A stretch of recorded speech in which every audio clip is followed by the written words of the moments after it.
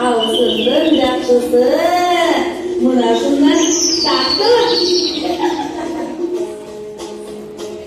Ayımın çevir uzun kızım o, Ümümdün kızım o. Kaynadan benim kaynanem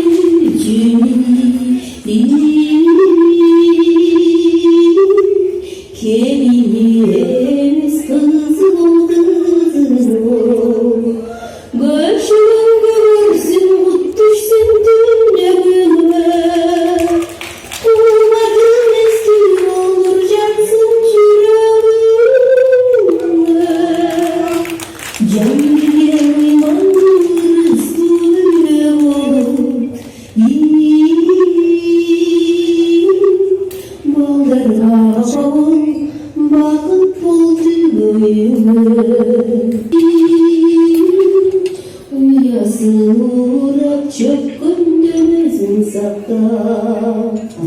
Koşamam kovarsın mutluşsun dünyamına. Olmadın estim olur yansın yüreğime. Can diye uymandır üstüne oğlum. Bağlarına bağım bakıp oldu göğüme. Yarındın nasıl canım o kızım o. Ümdün yarık şam o kızım o. Kayıncık suyun kadırlap güveni. Yaşorunda baktan oldu. Yüreğim olur söyle oğlum. Bağlarına bağım bakıp oldu göğüme.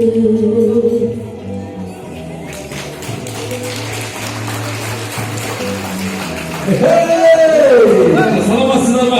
Salamazlar mı? Oy çekilin. Gül koygun güzdü. Oy güz kendine üçgen kalk kalmayın. Yukarı gidin.